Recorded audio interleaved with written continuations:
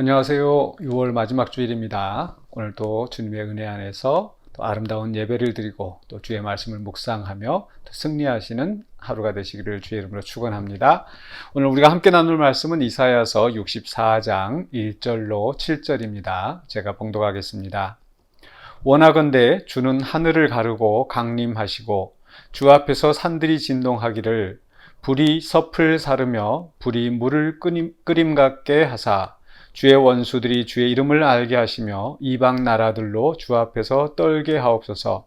주께서 강림하사 우리가 생각하지 못한 두려운 일을 행하시던 그때에 산들이 주 앞에서 진동하였사오니 주 외에는 자기를 앙망하는 자를 위하여 이런 일을 행한 신을 옛부터 들은 자도 없고 귀로 들은 자도 없고 눈으로 본 자도 없었나이다. 주께서 기쁘게 공의를 행하는 자와 주의 길에서 주를 기억하는 자를 선대하시거늘 우리가 범죄함으로 주께서 진노하였사오며 이 현상이 이미 오래되었사오니 우리가 어찌 구원을 얻을 수 있으리까? 무릇 우리는 다 부정한 자 같아서 우리의 의는 다 더러운 옷 같으며 우리는 다 잎사귀같이 시들므로 우리의 죄악이 바람같이 우리를 몰아가나이다. 주의 이름을 부르는 자가 없으며 스스로 분발하여 주를 붙잡는 자가 없사오니 이는 주께서 우리에게 얼굴을 숨기시며 우리의 죄악으로 말미암아 우리가 소멸되게 하셨음이니이다. 아멘. 네, 주를 앙망하는 자라는 말씀의 제목으로 오늘 본문을 살펴보려고 합니다. 네, 4절에서 주 외에는 자기를 앙망하는 자를 위하여 이런 일을 한 신을 옛부터 들은 자도 없다. 주님께서 주님을 앙망하는 자, 자기를 앙망한 자를 위하여 놀라운 일을 행하셨다는 말씀이 있습니다.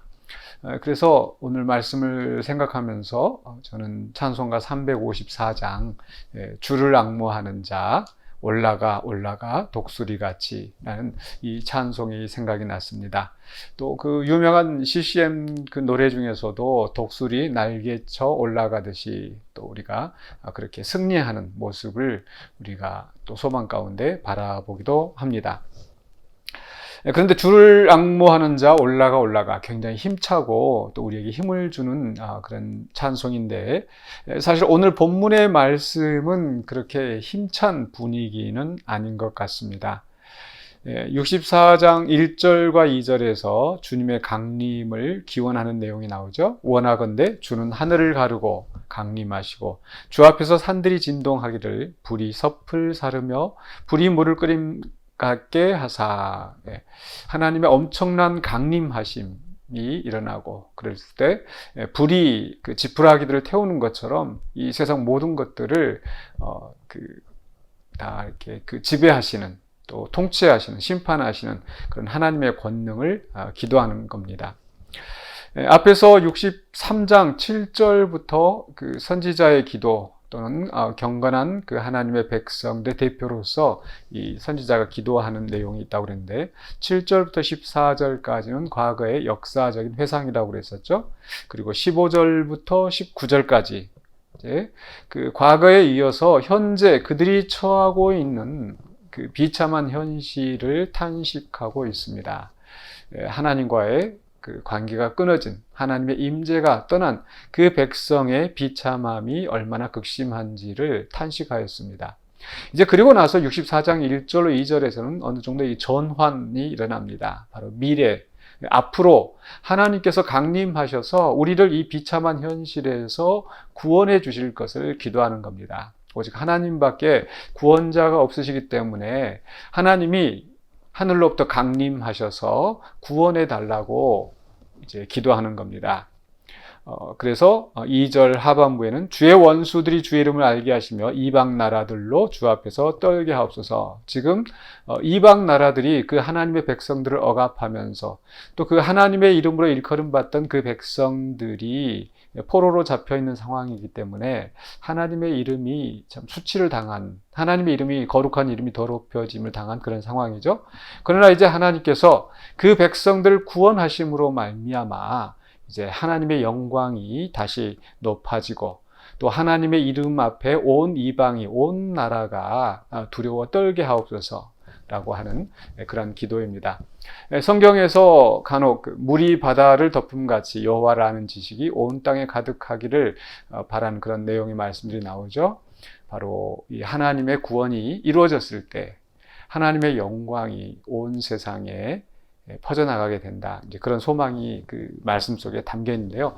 오늘 바로 그 미래를 향한 또 구원을 향한 그 간구의 기도 속에도 바로 이방인들이 알게 하옵소서, 또 이방인들이 하나님 앞에서 떨게 하옵소서라고 기도하는 겁니다. 그러면서 이제 3절로 4절에서 다시 한번 주께서 강림하사 하나님의 강림을 이야기하는데, 이 강림은 이 과거에 강림하신 역사를 다시 한번 떠올리는 겁니다. 그러니까 이제 하나님께서 강림하셔서 그 엄청난 구원의 역사를 이루어 주시기를 구합니다 라고 하면서, 과거에 하나님이 강림하셨을 때 어떤 일이 있었는가, 바로 3절에서 우리가 생각하지 못한 두려운 일을 행하시던 그때에, 생각하지 못했던 일로 하나님께서 구원을 이루십니다. 성경에 보면은 이스라엘 백성이 애굽에서 나올 때도 그러했었고, 광야의 여정에서도, 또 여호수아 정복의 시대나 사사 시대나 왕정의 역사나 보면 하나님이 구원하시는 역사는 정말 신묘막측한, 정말 놀라운, 우리가 생각하지도 못한 그런 일들을 행하시는 겁니다. 그때 산들이 주 앞에서 진동한다. 자연에서조차 큰 일이 일어날 정도로 그런 엄청난 기적들이 일어나는 거죠. 그러면서 어떻게 하나님이 그런 일을 행하시는가, 누구를 위해서요? 4절입니다. 바로 주 외에는 자기를 앙망하는 자를 위하여 이런 일을 행하시는 옛부터 들은 자도 없다. 어느 우상이 하나님처럼 그런 엄청난 일을 하겠습니까? 우상은 다 헛것인데 오직 하나님만이 그런 엄청난, 정말 우리가 생각할 수 없는 그런 기적들을 행하시면서 그 백성을 구원하신다라는 거죠. 그런데 문제는 이러한 하나님의 구원의 역사가 과거의 일이었다라는 것. 그럼 현재는 어떠한가? 5절부터 7절까지에서 다시 한번 그 현재의 비참한 상황이 나옵니다. 5절에서 주께서 기쁘게 공의를 행하는 자와 주의 길에서 주를 기억하는 자를 선대하시거늘 우리가 범죄함으로 주께서 진노하셨사오며 이 현상이 이미 오래됐사오니 우리가 어찌 구원을 얻을 수 있으리까? 그 심판하시는 당사자가 하나님이신데, 하나님이 그 백성을 치시고 그 백성을 버리신다면은 누가 그 하나님의 손에서 그 백성을 구원할 수 있겠습니까? 그래서 우리는 구원을 받을 수 없는 사람이다. 왜 하나님께서 그들에게 진노하셨는가? 바로 6절에 우리는 다 부정한 자 같아서 우리의 의는 다 더러운 옷 같고, 또 우리는 다 잎사귀같이 시들므로 우리의 죄악이 바람같이 우리를 몰아가나이다. 그들의 죄로 말미암아서 하나님과 그 백성 사이의 관계가 단절되어진 것입니다. 하나님의 손이 짧아서 구원하시지 못한 것이 아니라 그 백성의 죄악 때문에 그들이 그 고통 가운데 있다라는 거죠. 그런 속에서 7절에 주의 이름을 부르는 자가 없으며 스스로 분발하여 주를 붙잡는 자가 없사오니, 인간의 전적인 부패함, 연약함을 적나라하게 드러내고 있습니다. 그러면서 그 이유가 이는 주께서 우리에게 얼굴을 숨기시며 우리의 죄악으로 말미암아 우리가 소멸되게 하셨음이니이다. 하나님이 우리를 심판하시고 우리를 소멸되게 하신다면은 우리는 구원을 얻을 수가 없습니다. 우리가 스스로 회개하여서 하나님 앞에 나아갈 수가 없습니다. 그렇다면은 우리는 정말 구원 얻을 수 없는가? 그렇지 않습니다. 이 시의 전반적인 분위기가 암울하지만 분명히 그 속에서도 어떤 희망의 메시지가 있습니다. 바로 그게 4절입니다. 주께서는 자기를 앙망하는 자를 위하여 이런 일을 행하신다.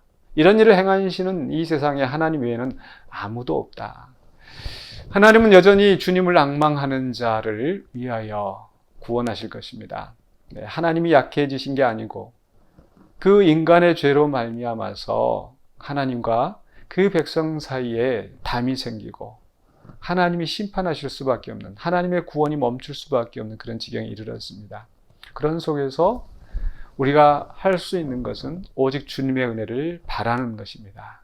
그래서 주를 앙망하는 자, 비록 현실은 어둡고 암담하지만 주를 앙망하고 나아갈 때에 과거에 하나님께서 그런 앙망하는 자를 위하여서 생각지도 못한 엄청난 일들을 행하셨던 것처럼 하나님은 그 놀라운 일들을 다시 이루실 것이다. 비록 현실적으로 7절에 주의 이름을 부르는 자가 없으며 스스로 분발해 주를 붙잡는 자가 없다. 우리가 주님을 앙망하는 것조차도 우리의 공로가 아니고 하나님의 은혜의 선물인 것을 기억해야 되겠습니다. 여기에서 이 선지자가 이렇게 절망적으로 탄식하는 것은 인간의 전적인 무능력함을 하나님 앞에 그대로 고백하고 전적으로 하나님의 은혜에 의지할 수밖에 없다라는 그 심정을 토로하며 기도하고 있는 것입니다. 오늘 우리도 마찬가지로 우리가 주를 앙망한다고 하였을 때는 정말 아무 인간에게서 또 이 세상에서 하나님 외에는 구원의 소망이 없다는 그런 절박한 심정을 가지고 하나님을 바라볼 때에 하나님께서 우리를 구원하시고 또 우리를 정말 독수리같이 새 힘을 얻도록 우리를 회복하게 하실 것입니다. 그러므로 사랑하는 성도 여러분, 지금 현실적으로 어떤 어려움이 있습니까? 문제가 있습니까? 정말 해결점이 보이지 않는 그런 순간에라도 우리는 주님을 앙망하기를 원합니다. 과거에 우리를 구원하시고 우리의 삶을 인도하셨던 하나님께서 주님을 앙망하는 자에게 새 힘을 주시고 독수리같이 날아오르게 하실 것입니다. 그 하나님을 바라보면서 오늘도 믿음으로 승리하시는 저와 여러분이 되시기를 주의 이름으로 간절히 축원합니다. 기도하겠습니다.